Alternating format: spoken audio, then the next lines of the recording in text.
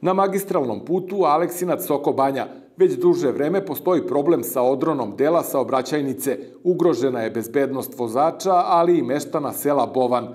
Više u prilogu koji je pripremio Dušan Stevanović. Već nekoliko godina na magistralnom putu Aleksinac-Soko Banja u selu Bovnu oštećena je saobraćajnica koja može da prouzrokuje teške materijalne posledice. Međutim, do sada ništa nije preduzeto.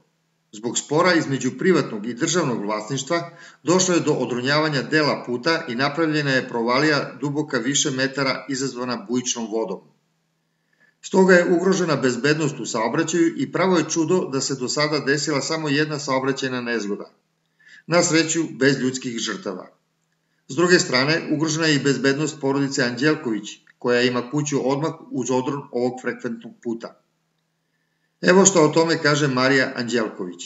Imam problem veoma veliki sa državnim institucijama, Putevima Srbije, Telekomom Srbija.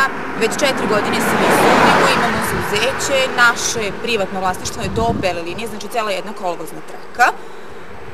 Tužimo se sa njima već 4 godine, to je nama jako veliki problem, umeđu vremenu se put ruši kod nas, ide voda kod nas u naše dvorište, uvek je to blato, uvek su tu odroni, niti oni to prave, niti priznaju da je to tu. Telekom je bez naše saglasnosti postavio kablove tu i oni ne priznaju ništa, niti da su ti kablovi tu, niti da su oni to postavljali. Našu saglasnost nisu imali ni jedni ni drugi za postavljanje niti puta, niti kablova i to tako visi u vazduhu. Hteli smo da čujemo i drugu stranu, ali do sada nismo uspeli da dobijemo bilo kakav odgovor. Za televiziju Laser, Dušan Stevanović.